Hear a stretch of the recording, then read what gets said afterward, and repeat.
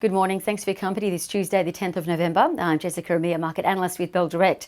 Well, really exciting news overnight, and it's shaping up to be a cracking day for local investors. A vaccine developed by Pfizer and BioNTech is 90% effective in treating a COVID-19 vaccine. And this seems like the most promising trial result that we've seen to date. And given the White House Dr. Anthony Fauci previously hoped that a vaccine would just be 50 to 60% effective, saying that would be acceptable, well, today's announcement is a pretty significant win. As a result, cyclical stocks saw the most gains overnight on hopes of a V-shaped recovery. Airlines and banks soaring, while stay-at-home stocks lagged. Cruise liner Carnival up 22%, Walt Disney up 13% on hopes that a vaccine could see its amusement parks open. Bank stocks like Bank of America up 17%, JP Morgan Chase up 15, Visa up 10. On the other side of town, most of the fan mag stocks like Facebook, Apple, Netflix and Google stocks fell into the red as investors again begin to rethink if these stocks are too overpriced given their record rally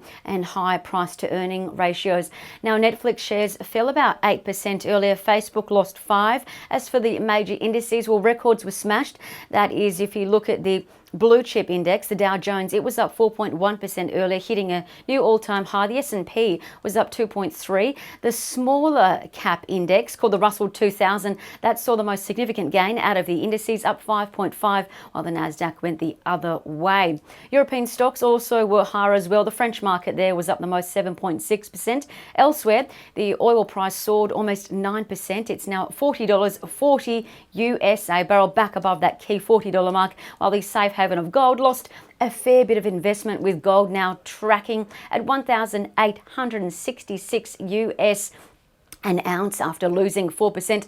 As for the Aussie share market, well, the local futures, are suggesting a lift of almost 3% today. So what would I be watching? Well, I'll be expecting cyclical stocks like Qantas, Corporate Travel Management, Flight Centre to rally today, along with banks like Macquarie and the Big Four, CBA, ANZ, Westpac and NAB. An amusement park company, Ardent Leisure, keep an eye on that one. And also keep an eye on companies that are in trial phase for a vaccine locally, particularly CSL. This week they kicked off production of 30 million doses of a COVID vaccine. Also keep an eye on Mesoblast, MSB, could be worth a look as it's got a phase 3 trial for a COVID vaccine, and it's also working on treating a rare children disease, graft versus host disease, in treating bone marrow transplants.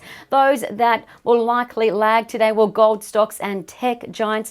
Companies reporting results to keep an eye on: James Hardie and Incitec Pivot, AGMs, Domain and Ingenia, keep an eye on that. As for economic news, well, not much significant news that is likely to move the needle following that significant announcement overnight, but we are expecting a NAB business confidence survey to be released.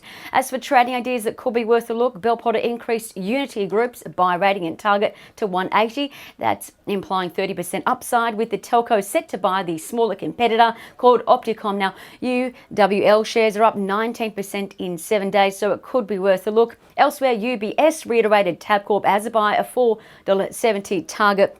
From a technical perspective, Tabcorp shares could be worth a look as well, given that in fact, the 50-day moving average price crossed above the 200-day average. Now, this is quite significant as it implies that there could be further upside. Lastly, keep an eye on Los Coros, PointsBet and Premium, all showing bullish charting signals, and that's according to Trading Central. I'm Jessica Amir with Bell Direct. Stay safe. Happy trading.